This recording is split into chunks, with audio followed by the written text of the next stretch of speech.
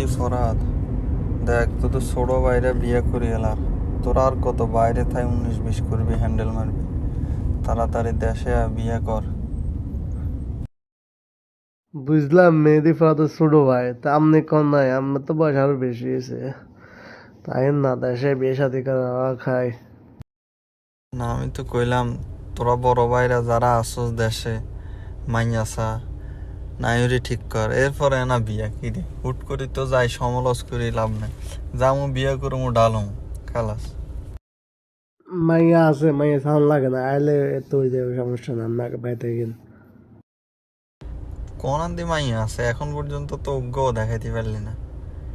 আর মাইয়া থাকলে কি রে, এখন যোগ, আগে একজন রে একজন জানমু চিনমু, কয়েকদিন কথাবার্তা বলমু, তারপরে না বিয়ে শাদি।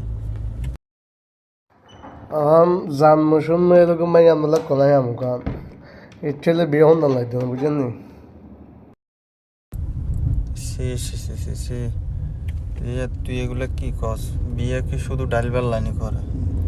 একজন আরেকজন রে জানমু না, এরপরে একজনের আরেকজনের চাওয়া পাওয়া পছন্দ অপছন্দ সবগুলা মিলাইয়া না একটা সম্পর্ক।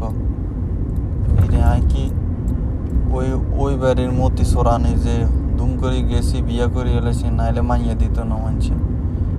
ওই যে আমি জানেন